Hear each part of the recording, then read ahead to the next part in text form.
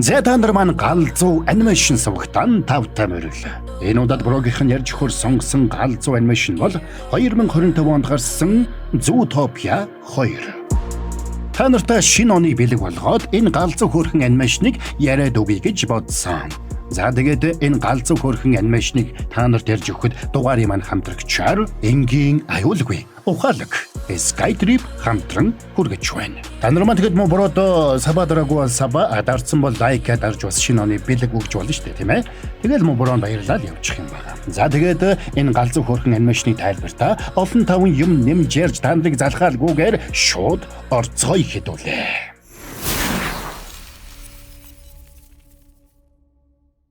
За офицер тула Judy Hobbs, гудамжны намаачин Nicholas Wilde нар ердөө ганц дуу хураагууртай ловон хэлбэртэй үзгээр дамжуулаад хотын шинэхэн дарга Bellwether-ийн хувилдааныг илчилсэн тухай мэдээ Zootopia даяар тархаж мань хоёр хот даяараа од болж байгаагаар кино эхэлнэ. Шүүх хурал болж Bellwether-ийг ялалсны дараа Nicholas Wilde цагдаагийн актемд суралцаж хотын хамгийн анхны үнэг цагдаа болж Judy 1-2 хотын цагдаагийн газрын түүхэн дэх хамгийн анхны туулай болоод үнэгний хамтралыг бий болгожээ. Удалгүй хот шин захирагчаа сонгож хотын даргаар жүжигчин асан Brian Wind дансер ажиллах болсон байлаа. Тэрээр уур амьсгалыг тохируулах технологи бүхий онцгой ханыг зохион бүтээсний 100 жилийн ойг тэмдэглэх баярын үеэр Judy 1-2-ыг магтаж ийм хоёр эрсдэл самтан хамтран ажиллаж чадаж байгаа бол бид ч бас ялгаатай талуудаа хойш тавиад үр дүнтэй хамтарч чадна гэж хотын бүх иргэдэд уриаллаа. Бид хамгийн шилдэг хамтрагчд байж хүлээж авсан хэрэг бүхнээ илрүүлж бүх цаг үеийн хамгийн агуу хамтрагчд болцгоон шүү. За ингээд хөл өмнө намжиж мань хоёрч өдөр тутмын ажилдаа орцгооно. Hobbs урдын адил ирч хүчтэй байсан бол тогтсон цагийн ажил хийж сураагүй мань Nick-д энэ нь тийм жамар байсангүй. Тэдний ажилдаг цагдаагийн газрын гол зарчим бол хамтрагчд үргэлж санаа нэгтэй байх гэдгийг цагдаагийн дарга Bogo байнга сануулна. Тэр өглөө Bogo хот руу хууль бус бараа нэвтрүүлэхэд тусалдаг гайлын байцаагч Snoopy гихчиг үйлдэл дээр нь баривчлах ажил байгааг багийнхандаа танилцуулаад бүгдд нь ажлуудыг нь хуваарлж өглөө. Тэгээд Judy 1-2-т туршлагатай албан хаагчид яаж ажилдаг болохыг ажиглах даалгавар өгсөн ч мань хоёр айл хэдийн зүсээ хувиргаад хэргийн газар руу явчихсан байж таардаг. Тэр хоёр жаахан хүүхэдтэй гэр бүлийн дүрд хувираад шууд гайлын хашаа руу явж оржээ. Гайлын байцаагч Snoopy тэдэн дээр ирээд тэднийг саатуулах гэж оролдсон ч Nick санаа шалгыг гартаа авч оцолд орсон бяцхан хүүгийнхээ төрсөн өдрөөр энэ гайхалтай байгууллага яаж ажилдаг болохыг харуулахыг хүссэн юм аа. Хүү минь гайлын байцаагч болохыг мөрөөддөг гэж найрсанд цаатхан сэтгэл нь хөдлөөд тэднийг орохыг зөвшөөрнө. Сэтгэл нь хөдөлсөн Snoopy хүүгийн хөлний шохон дээр гарын үсгээ зурж байх зур. Hobbs хууль бус бараа хадгалж байсан контейнерыг нээж амжлаа. Тэгсэн үндэ зэрэгцээд цагдаагийн дарга Bogo тэднийг үйл ажиллагаагаа зогсоохыг шаардсанд энийг нь сонсон Snoopy машиндаа суугаад хар хурдаараа зогтдог. Зангаж Judy 1-2 тэнд байсан гахааны машиныг булааж аваад хойноос нь хөөсөнд цагдаагийн бусад багуудаж тэдэндээ зэрэгцээд хөөж эхэлцгээв.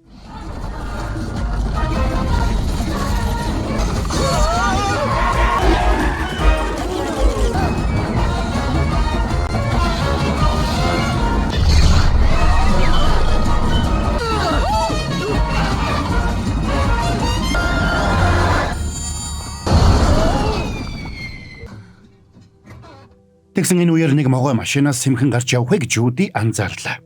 Ингээд Judy хэргийн газраас нотлох баримтууд цуглуулж хин нэгэн хөлийн чандаас нууцаар могойнуудыг Zootopia руу тээвэрлэж байж магадгүй гэж үзэж байгаагаа хэлсэн ч ойн баярын үеэр хотод үүмэн самуун дэгдээсэнд нь Bogo дарга нэлээд ууртай байсан учраас тэрний яриаг төдийлөн авч хэлэлцсэнгүй.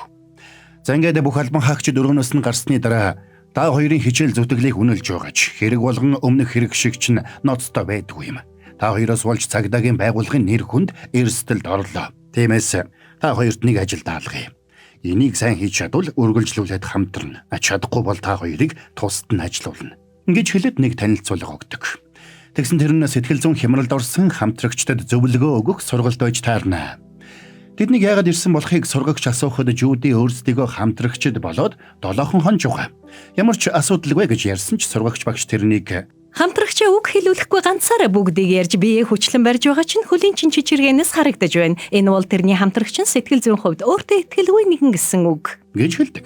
Тэгээд гэхдээ зүгээр дээ ганц 2 жилийн дараа гэхэд зүгээр болчихно. Гэхэд мань хоёр цочноо. Тэр хоёрыг сургалтаасаа гарч ирэхэд хэлцсийн хин цагдаа нараа тэр хоёрыг дооглон та гургацгаана. Жуди өөрсдийгөө шилдэг хамтрагчид болохыг бүгдэд нотлох ёстой гэж бодж байсан бол Ник өөрсдийгөө хүндэж нотлох шаардлагагүй гэж бодно.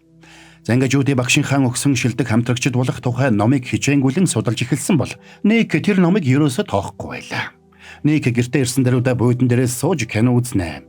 Харин Жуди ээж автайгаа уцаар ярина. Ээж аав нь тэрэнд сайн хамтрагч байхын тулд баг зэрэг буулт хийж байхад зүгээр гэж зөвлөсөнд Жуди бушуухан утсаа салгаад даалгавраа хичээнгүйлэн хийж эхэлдэг. Тэгээд тэр зурагтаа асаагаад үзэж байхдаа Zootopia-г үүсгэн байгуулагч Ebenezer Linksay гэх шилүүсний үр хүүхдүүдийн зохион байгуулах гэж байгаа нэг томоохон хүлээн авалт болох газарт Snoopy-гийн жолоодож байсан бүхээгтэй машин явж байсан болохыг хараад сэжиг төрж эхэлнэ. Тэр арга хэмжээндээр Zootopia-гийн алдарт уур амьсгал тохируулагч ханыг яаж бүтээх тухай өгүүлсэн Linksay-ийн тэмдэглэлийг үзүүлэх байлаа. Жуди тэр дөрөв интернет ухаж 100 жилийн өмнө Zootopia-г үүсгэн байгуулж байх үед тэрхүү тэмдэглэлийг хулгайлах зорилгоор тэдний гэр бүл рүү могой халдаж байсан болохыг олж мэднэ. Тэгээд шууд Ник рүү залгаж могой Linksay-ийн тэмдэглэлийг хулгайлах гэж байх магадлал өндөр байгааг хэллээ. Ник тэрнтэй утсаар яриад удаагүй байтал Жуди аль хэдийн хаалган дээр нь ирж гэж. Хэрвээ энэ ажиллагаа бүтлгүйдвэл боогоо дарга бид хоёрыг салгачих штэ гэж Никийг болгоомжлоход эсвэргээрээ энэ хэргийг илрүүлчихвэл бид хоёр хамгийн шилдэг хамтрагчид гэж тооцогдно. Хинч бид хоёрыг хамтдаа байх хэрэггүй гэж цаашид хэлэхгүй болно гэж Жуди зүтгэлээ. Ингээд Ник ч зөвшөөрч тэр хоёр үйл ажиллагаа болох газар руу зүсээ хувилгаад нэвтрэхээр шийдцгэн. Гала хүлэн авалт болох газарт хотын бүх нөлөө бүхий амьтад бүх томчууд цуглаж байлаа. Мань хоёр ч үйлчилгээний ажилтны хувцс өмсөд хүлэн авалт болох газар руу хөдөлдөг. Тэдний ирэхэд Катрингийн машинууд олнороо ирчихжээ. Тэгээд мань хоёр тэр машинууд дотор могоо байгаа эсхийг хайж эхэлсний дараа хүлээн авалтын арын хаалга нь онгорхой байгааг хараад ёслолын хувцс өмсөж дотогшоо нэвтрэхээр болно. Тэднийг ороход гайхалтай хүлээн авалт эд үргэлжилж байлаа.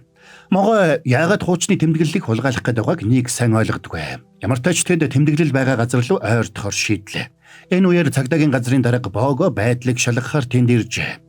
Жуди дарга сануугдах гэж байгаад Linksay гэр бүлийн хамгийн баг хүү Пауберттэй мөргөлдөж орхино. Тэгээд тэр хоёрыг дотнчлан ярилцаж эхлэхийг харсан Ник дургуутж ажиллагаагаа цуцалж буцаж явахыг шаардаж эхэлдэг. Тэгсэн Ник чихвчээ унгаад авах гэж тонгойхдоо газраас өмнөх машин дотор байсан шиг могойны гуйжсан хайрс олно. Хөдөлгөөн хотын дарга тайзан дээр гарч ирээд үг хэлж эхлэхдээ зэрэгцээд Ник могойг танхимын дээд талын авжуур дээр явж байгааг олж харлаа. Тэгсэн энэ тухайга Жудид хэлж амжихаас өмнө тэр Бого дарагтайгаа халз мөргөлдөж орхидог. Ууралсан Бого тэрнийг чирээд тэндээс авч гарахын даваан дээр нөгөө могой тайзан дээр үсэрч буугаад айж сандарсан амьтдыг зогтохтой зэрэгцээд Ebenezer Linksay-ийн залгамжлагчийг Linksay-ийн тэмдэглэлтэй хамт ороож аваад тэндээс хар хурдаараа зогтдог. Жуди могооны хойноос хөөж эхэлсэн бол Никийн зам боогдож ард үлднэ. Тэгээ Жуди могоо гүйцэж ирээд энэ үйлдэлээ зогсоо. Хэнийг ч хохирох хэрэггүй гэхэд нөгөө могоо гайхаж би хэнийг ч хохироохгүй. Бид муутал биш. Харин эднэр муутал. Энэ нууцыг илчлэх баримт бол энэ тэмдэглэл. Би энийг нотлох ёстой. Гой. Энэ бол надад байгаа сүүлийн боломж гэж хэлдэг. Тэгсэн тэрнийг үгээ хэлж дуусгахаас өмнө Ник тэрнийг хайруулын тавгаар цохиод ухаан алдуулчихна. Тэгсэн Milton Linksay могооноос мултарсан даруйда хүүхдүүддээ энэ могойг ал бас энэ тэмдэглэлийг устгах гэж тушаагаад мань хоёрт хандаад харин та хоёр хамаа хамхиад энэ могоо бидэн лүү давталсан. Бид аргагүй хамгаалалт хийсэн гэж мэдүүлэг өг гэж тулглаа. Байдал бишдэж байгааг ойлгосон Жуди зуухнаас цаг үсэргэж замаа хаахад Ник цанхоор гарч цогтхыг оролдоно. Гэвч Жуди нөгөө могойг авч явахаар ноцолдож эхэлсэн учраас Ник аргагүй байдалд ороод могоон сүүлнээс барьж авлаа. Үүнтэй зэрэгцээд нөгөө могоо гинэд сэргэж ухаан жолоогүй эргэлдэж байхдаа Милтний гарт байсан тэмдэглэлийг газарт унгаад зогсохгүй. Нэг шүдэ дөнгөж тэнд орж ирсэн Бого даргын дууханд зааж орхино. Энэ үеэр цагдаагийн бусад ажилтнууд ирэхэд шилүүснүүд Жуди Ник хоёрыг могойтой хувилдсан цагдаагийн даргыг алах гэж оролдсон гэж буруутгасан тэд аргагүй байдалд ороод тэндээс зүгтацгана. Жуди ч тэндээс зүгтахаас өмнө тэмдэглэлийн дэвтрийг авч амжнаа. Азуулахад тэднийг зүгтах явцад ноён бийг таарч багаажиндаа нуугаад тэндээс авч гардаг. Харин могойг мопедтай амтан давхиж ирээд аваад явсан байлаа.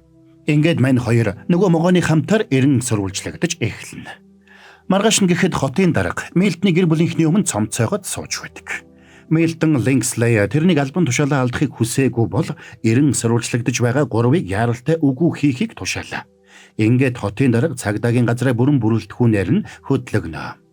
Багаачнд явах замдаа Жюдигийн утсанд аав ээжсэн дуудлага ирсэнд Ник зогтож явхад хамгийн хэрэггүй зүйлээ гэж хэлээд утсыг нь эвдэлчихнэ. Тэгээд тэр хоёр ноён Бигийн гэр бүлийн брендинг үйлдвэрт ирцгэлээ. Ноён Бигч тэдэнд шинэ иргэний үнэмлэх шинэ хувцас өгөөд тэндээс бушуухан зогтоохыг зөвлөнө. Шилүүснүүд өөрсдийг нь гүтгсэн гэдгийг Жюди тэрэнд хэлэхэд цаадах нь шилүүснүүд бол аюултай амьтад нэр төрөгүй. Тэдний замд хөндлөсөн бол тэдэнтэй тэмцэх биш, харин зугтаах нь үлзийтэй байдаг юм гэж зөвлөлөө. Ник тэдний зөвлөгөөг дагаж бушуухан зугтаахтаа бэлэн байсан бол Жюди Бид энэ хотыг хамгаална гэж тангараг өргөсөн. Шудраг ёс хизээч зугтаадгүй юм гэж зүтгэлээ. Тэгээд тэр тэмдэглэл могойнуудыг буруугүй болохыг яаж нотлж болохыг ноён Бигээс асуусан ч цаадхан тоймтой юм мэддэггүй. Могойтой холбоотой бол мөлхөгчдтэй л ярилцаж үзсэн нь дээр байх гэж зөвлөдөг. Тэгсэн тэд нэгч мөлхөгч таньдгүй. Аз болоход ноён Бигийн охин Фру тэдэнд мөлхөгчдийн талаар нэлээд өргөн мэдлэгтэй нэг влогерийн контактыг өгдөг. Тэр Минжиг Ниблес гэдэг байлаа. Ниблес Минжиг тэдэн дээр эвдэрхийн машинаа унсаар ирэхэд Ник шууд л тэрнээс болгоомжилж эхэлнэ. Тэгсэн Жюди энэ хэргийг заавал шийдэхэр сэтгэл шулууджээ. Тэднийг Ниблесийн машинд суухад цаадах нь сэтгэл нь хөөрч тэр хоёрыг хэвлэр явагчтай уулзуулахаар хурдан давхилаа.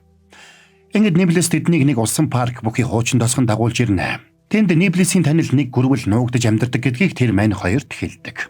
Тосгонд усны үхэр, Минж, далайн хав, далайн арслан болоод бусад устай ойр амьдардаг амьтад амьдардаг байх нь. Тэгээд тэд голын эрэхт ирээд нэг аврах том далайн арслангийн эдсэн дээр суугаад нэг том живсэн хөлөг дээр ирцгэлээ. Тэгсэн тэдний араас цагдаа нар мушгиж яваг тэд мэдэхгүй байлаа. Тэгээд тэд орхигдож хагас живсэн хөлөг онгоц руу ороод доош уруудаж явсаар нэг нууцлаг танхимд ирсэнд тэнд нь маш олон хэвлэр явагчид цугларжээ. Ниблес мань хоёрыг дагуулж цааш явсаар найз Хесус гэх нэг гүрвлийн өмнө ирцгэлээ. Хесус тэдний өмнө тавг дүүрэн өд тавиад эхлээд энийг эдэхгүй бол юу ч ярихгүй гэж хатуурхлаа. Мань хоёр жаргагүй эрхэнд хүчээр нэг өд идсэнд цаадхан тэднийг шоолж инегээд өөр жинхэнэ хоол авчирч өгөхийг хүсдэг. Мань хоёр эвгүй байдалд орсон ч бие барьж Линкслен тэмдэглэлийн дэвтрийг Хесуст өгөөд энэ тэмдэглэлийн дэвтэрт яг юу бичээстэй байгааг асуухад цаадах нь металл хавтастан байна. Хорт могойнууд бол металл дээрх бичээсийг уншиж чадна. Тэр бүхэл будганд орох бичээсийг ч уншиж чадна гэж хэллээ. Тухайн үед энэ тэмдэглэлийн дэвтрийг булаах гэж оролцсон хорт могойноос болоод Линкслейн гэрт ажилдаг нэг яст мэлхий амиа алдаснаас болж нэгч хөхтөн амтэн хевлэр явагчдад итгэхэ болж улмаар хевлэр явагчид бүгдээрээ зүү Топиагаас шахагдаж тэдний газар нутаг руу Тундра 5 дүүргийг сунгасан байж. Шилүүснүүд энэ газар нутгийг эзэлж Тундра 5-ыг энэ хүртэл сунгах болно гэдэгт Хесус итгэлтэй байлаа. Харин шилүүснүүдийн нууцыг хадгалж байгаа энэ тэмдэглэлийн дэвтрийг гартаа оруулсан Жюди 1-2 нэлээд аюултай байдалд орсон гэдг нь илэрхий. Нислэгийн тийзээ энгийн аюулгүй ухаалгаар Skytrip-с. Үүнтэй зэрэгцээ тэдний байсан өрөөлүүд цагдаа нар дайран орж ирцгэлээ. Тэнд байсан хэвлэр явагчид сандралдаж бүгд тэндээс зугтахад Хесус мань гурвыг дагуулад гадагш зугтаана. Та яагаад бидэнд тусалж байгаа юм? Та хоёр энэ хотыг өмнө нэг удаа аварсан. Тиймээс дахиад нэг удаа аварч чадах байх гэж би найдаж байна. Тэр цагт амьтад хэвлэр явагчид биднийг арай өөрөөр харж эхлэх юм билүү хэн мэдлээ. За ингэж хэлээд Хесус усны мандал дээгүр гүйж зогтсонд усны үхэр цагдаа нарч тэдэн дээр хурж ирнэ. Энэ үеэр нөгөө хорт могоо Жюдигийн гараас тэмдэглэлийн дэвтрийг шүүрч аваад уучлаарай гэр бүлээ аврахын тулд энэнээс зур арга байсангүй гэж хэлээд яах ихэн зургүй зогтчихно. Жюди цаг алдалгүй нэг завинд суугаад могойг хөөнө. Сандарсан нэг ч арайхийн амжиж онгоцонд сууж чадлаа. Усны хөрнүүд ч хойноос нь хөөж эхэлдэг. Тэгсэн мань хоёр тэднээс амжиж мултраад могооны хойноос холдолгүй гүйцэтгэн.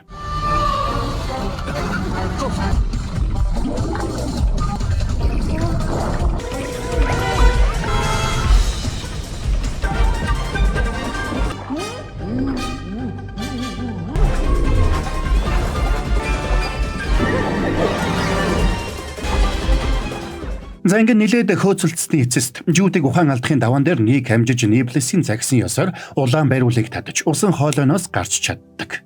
Жюди могойг алдсандаа урамгүй байсан бол нэг амьд үлдсэндээ баяртай байлаа. Тиймээс нэг Жюдиг дагуулад энэ хотоос холдож зугтахаар төлөвлөж байдаг. Тэгсэн Жюдид тэндээс зугтах бодол байсангүй.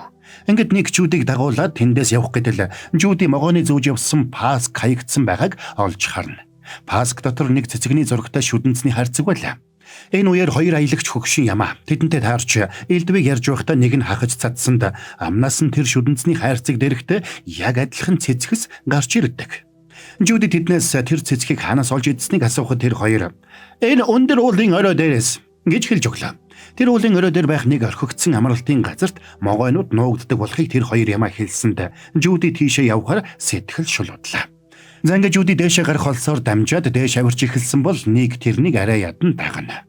Жуди Никийг ардаа орхиод дээш авирсан дэгдүүцсэн Ник дуу хураагууртаа үзгээ гаргаад Жудигийн "Би зүгээр л нэг тэнийг туулаа" гэж хэлсэн хэсгийг дахин тоглуулсанд Жуди бууж ирээд үзгийг булааж авах гэж байгаад тэр хоёр үзгээ доошоо унгаад эвдчихдэг. Энийг харсан Ник сандарсан бол Жуди урамгүйхэн дээшээ авирдаг.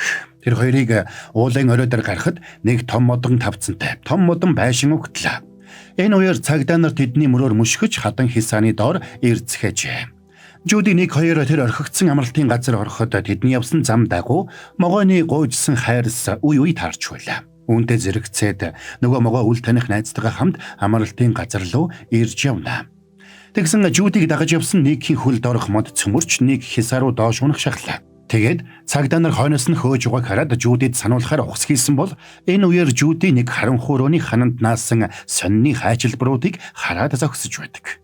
Тэр хайчилбаруудаас шилүүснүүд хэвлэр явагчдын амьдарч байсан газрыг булааж аваад өөрсдийн газар нутгийг тэлсэн болохыг Жуди ойлгоно. Тэгээд тэнд байсан баримтуудыг Жуди цоглуулж эхлэхдээ зэрэгцээд Ник ирээд цагдаа нар ирж байгаа учраас яаралтай хөдлөхийг сануулна. Бид энэ хэргийг шийдэх ёстой. Энэ баримтууд байхгүй бол хинч бидэнд итгэхгүй. Надад хэрэг чинь хамаагүй. Бид энэ хэргийн төлөө өгөх нь удахгүй хэрэг штэ. Бид цагдаа нарын гарт орвол шилүүснүүд биднийг ална. Хэрвээ бид зөв зүйлийг хийх эрх зоригтой байхгүй бол энэ дэлхий хизээч илүү дээр болж өөрчлөгдөхгүй. Дэлхий хизээд байгаагаараа л байсаар ирсэн штэ. Заримдаа баатар боллоо гэд юу ч өөрчилж чадахгүй байх үе бий. Тэгвэл хоёулаа дэндүү өөр бодолтой юм байна да. Энэ үеэр цагдаа нар тэдэн лөө дайрч орж ирлээ. Тэгэхдээ байшингийн тулгуур багнуудыг хуг мөргсөнд байшин дундуура хуваагдаж тал нь хадан хилсаа руу унж эхэлдэг. Аз болоход энэ үеэр нөгөө могоо хамтрагчтайгаа ирээд Жудигийн амийг аварлаа. Тэгсэн тэр хамтрагч нь Лингслейн гэр бүлийн баг хүү Жудитэй танилцж байсан Пауберт байж таарна. Цагдаа нарын нэг нь Никийг барьсан ч Ник тэрнийг өшгөлж унгаад тэндээс зугдаж амжлаа. Харин нөгөө талд Жудиг Паубертийн сарвунаас барьж авахаас өмнө нэг цагдаа унтуулдаг сумаар тэрнийг буудсанд Жуди тэр дороо доошоо ундаг. Аз болоход могой Пауберт хоёр тэрнийг авардаг. Тэгэд тэд Никийг орхиод явсанд цагдаа нар тэрнийг ухаан алдатлан цохиж унгаагаад аваад явлаа. Жудиг ухаан орхиод нөгөө хоёр тэрнийг мотоциклынхоо шааханд суулгаад аваад явж байлаа. Харин нөгөө талд цагдаа нар Никийг хотын захирагч Вин Дайнсер дээр авчирсан байна. Туулай хаана байна? Мэдгүй. Гэхдээ туулай юм чинь малгаан дотроос чинь гарч ирж мэдхэл юм. Би малгай өмсөөгөөг харж байгаа үстэй. Дарга наадах чинь танаар даажгнаад байна шүү дээ. Мэдсэн юм аа. Наадхаа хор. Энэ үеэр шилүүс мэлтэн ирээ тэрнийг сүрдүүлж. Чамайг бид гямданд ясыг чинь цайлгана. Аюултай могоонд тусалсан гэдгийг чинь мэдвэл хотынхан чамайг хизээж өмөрөхгүй. Тэгээд чи хамтрагчийнхаа үхлийг тэндээс олж сонсно. Чи боломжтой дээрээ эндээс зугтах ёстой байсан юм да. Гэж хэлээ тэрнийг хот руу явуулдаг. Тэгсэн охин нь Милтэнд нэг үсний тасархаа авчираад "Аава, могоод тусалсан амьтны үс энэ байна." Тэгэхэд Милтэн ууралж "Паубертийг яаралтай ол" гэж тушаалаа. Орой болоход Пауберт могоо хоёр Жудиг дагуулад цөлийн нэг хуаранд очлоо. Могойг Гари гэдэг байлаа. Гари Жудид "Бүх зүйл сайхан болно. Бид хамтдаа хамтрагчийг чинь аварнаа" гэж хэлсэн ч Жуди төдийлөн итгэж өгөхгүй байлаа. Тэгсэн тэр гинт огж залгисан тэмдэглэлийн дэвтрээ гаргаад ирнэ. Ингээд тэд явсаар Паубертийн байн гэрдэг нэг асарт ирцгэлээ. Пауберт завл гаруул тэнд ирж хорон санаад гэр бүлийнхнээс хол байх гэж хичээдэг байж. Жуди тэднийг яаж яваад хамтрагчд болсныг асуухад Гари Паубертийн гэр бүлийнхэнд захиа бичсэн байж таарна. Аз болоход тэдний гэрийнхнээс ганцхан Пауберт загтлыг унссан байлаа.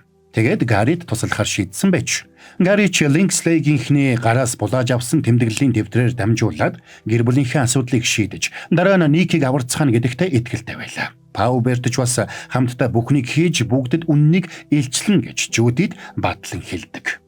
Тэгээд тэд хамтдаа түүдэг галын дэргэд суухад Гари тэмдэглэлийн дэвтэр дээрхийг хараад цаасан дээр харсан бүхнээ зурж эхэллээ. Энэ үеэр Жуди Пауберт хоёр ярилцаж угаад Зүүтопиаг шилүүснүүд үүсгэн байгуулаагүй. Харин могойнууд тэр дунд Гаригийн элен цэмэн үүсгэн байгуулсан. Тэрхүү тэмдэглэлийн дэвтэр нь угтаа бол Гаригийн элен цэмээгийнх нь болохыг Жуди олж мэднэ.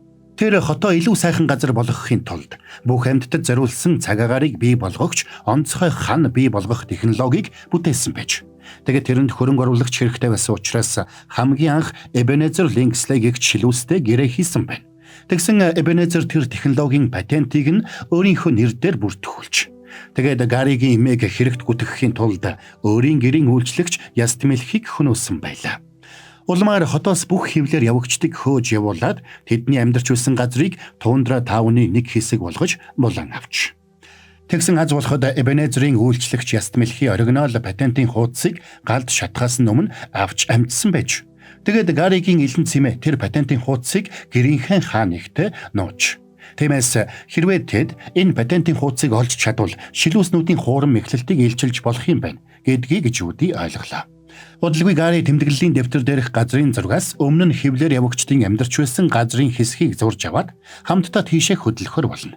Учир нь Гаригийн элен цэмээгийн амьдарч байсан газарт нэг өндөр цамхаг байж. Тиймээс тэд тэр цамхаггаар баримжаалаад Гаригийн элен цэмээгийн орхигдсон гэрийг олж болно гэдэгт Жюди итгэлтэй байлаа. Тиймээс цамхагийн эрчим хүчийг залгахын тулд тэд эхлээд цөл болон Тундра таавныг тусгаарласан ханын дотор нэвтрэх ёстой болно.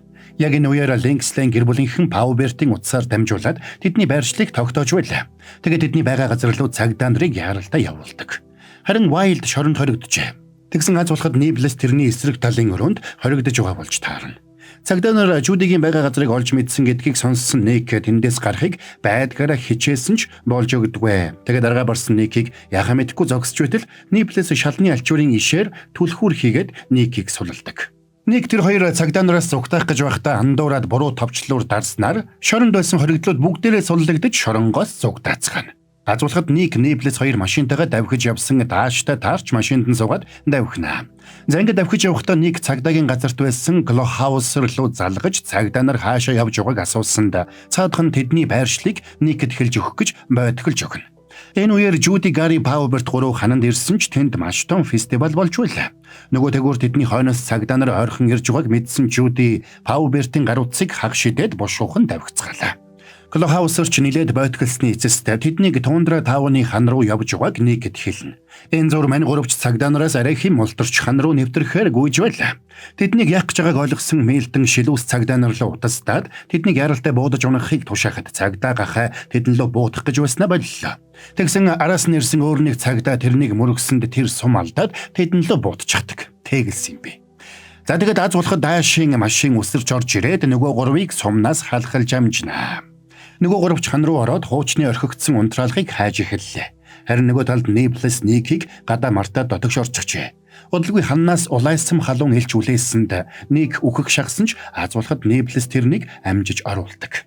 Энэ үеэр Жюди Ник Пауберт гурав хамтдаа нийлж угаад унтраалгыг дээшлүүлсэнд Тундра таавны нутаг дэх нэг уулын бэлд гэрэлд цамхаг асаж байгаа харагдана. За ингээд бүх зүйл сайхан болох нэ гэж бодтол Пауберт гинэт Жюдигийн хүзүү рүү хорт могон соёог дуурайлгаж хийсэн хатгуураар хатгаад газарт унагдаг. Энийг харсан Гари тэрэн лүү дайрсан ч Пауберт тэрнийг бас л бариад авна. Тэгээд могойг Тундра таавны цас руу шидсэнд Жюди дээр ирлээ. Тэр анханасаа гэр бүлийнхэндээ өөрийгөө нотолохыг зорж байж. Тиймээс тэр Гаригийн элен цэмээгийн гэрээг олж их патентыг устгавал гэр бүлийнхэн нь тэрнийг хүлээн зөвшөөрнө гэж тооцсон байна. Тэгээд тэрнийг явахаар хөтлөхөд Жюди хөлнөөс нь зураад Пауберт чи гэрийнхнээсээ өөр байж болно штэ. Гэхдээ тэр би өөр байхыг хүсэхгүй байна. Ингэж хэлээд Ник Nibbles хоёрыг устгахаар явдаг. Жюди хойноос нь мөлхөх гэж оролдсон ч хөдөлж чаддаггүй. Энэ үеэр Пауберт Nibbles-ийг олоод хортой хатгуураар хатгаж газарт унгаад цаашаа Никийн хойноос явж байлаа. Тэгсэн Ник тэрнийг хортой хатгуур бариад ирснийг харж амжнаа. Энэ үеэр хөлдөх шахсан Гари Жюди дээр арай хэм мөлхөж ирээд тэрэнд хүрч чи надад туслахаар шийдсэн учраас миний хамгийн сэтгэлд дулаан найз минь болсон. Гэж хэлээ Жюдиг ороосонд Гари тэр дороо дулаацаж өнгө орлоо. Тэгээд хорны ерөндөг Паубертийн паскэд байгааг хараад тэрэн л угсахыг гэсэн ч цагдаа нар ирээд тэрнийг барих гэж хөөцөлдөж эхэлнэ. Харин дээд давхарт Пауберт Никийг алхахаар хортой хатгуураар хатгах гэж оролдож байлаа. За ингээд бужигнаан дундуур дээрээс шидсэн зүйлс доошоо унаж ирэх боломжтой болохыг олж мэдсэн Гари Ник рүү хашгирч паскэнд байгаа ерөндөгийг наашин шидээрэй гэсэнд Ник ерөндөгийг аваад тийшээ шидэх гэж оролдохдоо зэрэгцээд тэнд байсан тавцан хагарч Пауберт Ник хоёр хамтдаа доош унах дээрээ туллаа. Гэсэн ч нэг ам харгуу зүтгэсээр ерөндөгийг авч доош шидсэнд Гари ерөндөгийг унахаас өмнө самбаажлан шүүрч аваад Жюдигийн зүрхэнд зоосонд Жюдич тэр дороо босоод ирдэг. Тэгэд камераар Никийг хараад тэрнийг аврахаар хар хурдаараа гүйж унахаас өмнө амжиж барьж авч чаддаг. За ингээд хоёр биенээ амьд үлдэж чадсан тэр хоёр хоёулаа баярлцгаана. Сэтгэл нь хөдөлсөн Ник гэж Жюдид сэтгэлээ илчилж чи миний хувьд хамгийн чухал учраас би чамайг битгий өвдөөсөө гэсэндээ чамаар тоглоом хийж чамайг зогсоох гэж оролддог. Гэсэндээ Жюди чарууд нь Би бусад амьтдад хүлээн зөвшөөрөхдөггүй байх вэ гэж айсандаа өөрийгөө хэтэрхий их шахдаг. Гэхдээ чи бол надад итгэсэн цорын ганц амьтан. Тэр бүхэл би өөртөө итгэж чадахгүй байхдаа чи надад итгэдэг. Би үүнийг хэлэхгүй байж чадахгүй. Учир нь чи ч бас миний хувьд энэ дэлхий дээр хамгийн чухал нэгэн гэж хэлнэ. Тэгсэн Ниблес тэдний яриаг таслаад Пауберт амьд байгааг хэлдэг. Учир нь Ниблес мотоцикл цугаад гэрэлт цамхаг руу давхиж байлаа. Ингээд мань дөрөвч хамтдаа хойноос нь давхинаа. Пауберт гэрэлт цамхаг явах замдаа гэрээрээ дайрахад Милтон болон тэрний хүүхдүүд тэнд хүлээж байлаа. Пауберт сандарч гэр бүлийнхээ төлөө патентыг олж устгахын тулд энэ бүхнийг хийсэн гэдгээ хэлээд тэгвэл биднийг тэр технологиг бүтээгээгүй гэдгийг хэн ч мэдэхгүй болно. Гэсэнд тэр өрөөнд нь хотын захирагч Вин Дайнсер зогсож таарна. Милтон ч тэрний хэн талаар үг дугруул ажилгүй болно гэдгийг сануулж Пауберттэй хамт яваад их патентыг олохоор шийддэг. Яг энэ үеэр модон хаалгыг цоом ирсэн Ниблесийн толгой хаалганы цанаас цугайлаа. Тэгэд мань дөрөв тийшээ дайрч орж ирэхэд Милтон Паубертыг явуулаад өөрөөсөө тэднийг зогсоохоор шийднэ. Ниблес Гари хоёр Ник Жюди хоёрыг Паубертийн араас явуулаад өөрөөсөө Милтны болоод тэрний хүүхдүүдтэй тулалдаж үлддэг. Эхэндээ Милтон болон тэрний хүүхдүүд мань хоёрыг илүүрхэж байсан ч Ниблес өрөөний буланд суугаад чичирч байсан Вин Дайнсрыг чи чинь нэрлэхийг баатар шилдэг тулгаанч үсттэй. Ийм юмнуудад дээрлэхүүлээд байгаа юм биш үсттэй. Гэж шордоход цаадхан зориг ороод шилүүснүүдийг бүгдийг нь ухаан алдатлан өшгөлж орхино. Зарим нөгөө талд мань хэдэж Паубертыг барьж хүлж орхиод хамтдаа гэрэлт цамхаг руу орцгоолоо. Тэднийг гэрэлт цамхаггаар дамжаад мөсөн бүрхүүл дор ирэхэд тэнд хэвлэр явагчдын хуучин дүүрэг цасанд дарагдаад дүнсийч байлаа. Тэгээд тэд гудамжны гэрлийг асаагаад хамтдаа алхасаар Гаригийн элен цэмээгийн гэрийг олцгоно. Тэгээд дотогш орсонд Гаригийн элен цэмээгийн гэр яг хуучныхаараа байж байдаг. За тэгээд удалгүй нэг хайрцаг дотроос жинхэнэ патентыг олж авдаг. Тэгсэн яг энэ үеэр Пауберт араас нь орж ирээд галдаа дэнлүү шидэж би та нарыг бүгдийг чинь шатаана. Тэгээд жинхэнэ Линкслей болно. Ингэж хашгирсан ч тэрний араас ирсэн цагдаа гахаа тэрнийг ухаан алдатлан цохиж орхино. За ингээд Жюди Хоббс, Ник Вайлд гэгч хоёр цагдаа могой болоод менч хамтрагч нарынхаа хамтаар нэгэн том хэрэг илрүүлж хотын хамгийн чухал технологиг зохион бүтээсэн жинхэнэ зохион бүтээгчийг тогтоож хотын амьтдыг бүхэлд нь хуурам эхэлж байсан Линкслейн гэр бүлийнхнийг баривчилсан тухай мэдээ хот даяар төгөж эхэллээ. Энэхүү тундра таавныг өргөдгөх төлөвлөгөөг цуцалж цасан доор дарагдсан байсан хэвлэр явагчдын дүүргийг дахин сэргээжээ. Дэлхий дээр маш олон янзын амьтад бий. Заримдаа бид өөрсдөөсөө өөр амьтдыг хараад санаа зовдөг. Гэхдээ хэрвээ бид хоорондоо ярилцаж ойлголцож чадвал бидний ялгаа тийм ч чухал зүйл биш болохыг ойлгож чадна. Харин чинь нь та биднийг илүү хүчрхэг болгодог гэдгийг ухаарах болно. За тэгээд эцэст нь Гаригийн гэр бүлийнхэн ч хэвлэр явагчдын дүүрэгтээ эргэж ирж хуучин байшиндаа нүүж орцгоолоо.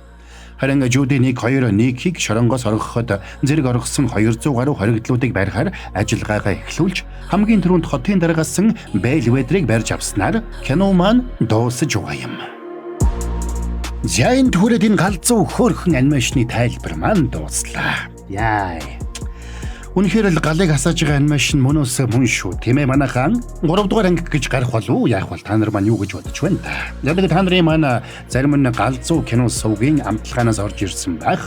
Тэгэхээр дамжиж орж ирсэн хүмүүс маань галзуу киногоос орж ирлээ гэж комент үлдээгээрэй. За тэгээд бороо нэг л юм хэлье, нэг л юм захий. Киног болж өгвөл бүтэн үзэж бай гэж. Бас тэгээд кино театрт. За тэгээд энэ галзуу хөөрхөн анимашныг та нарт ярьж өгөхөд дугаарыг маань хамтрагчаар Skytrip хамтран ажиллалаа. Та нар маань нислэгийн тээзээ галзуу хямдар Skytrip-с аваарай. За тэгээд мөн брогийнхэн тайлбар ойлгомжтой байж таалагдсан бол тэгээд цаашдаа олон галзуу хөөрхөн анимашнуудыг үзмээр байгаа бол сабадараагүй саба адарсан бол лайк дарахтал тэгэл болоо явчих юм штэ. За тэгээд хэдүүлээ дараагийн бас нэгэн галзуу анимашнаар эргээд уулзцгаая.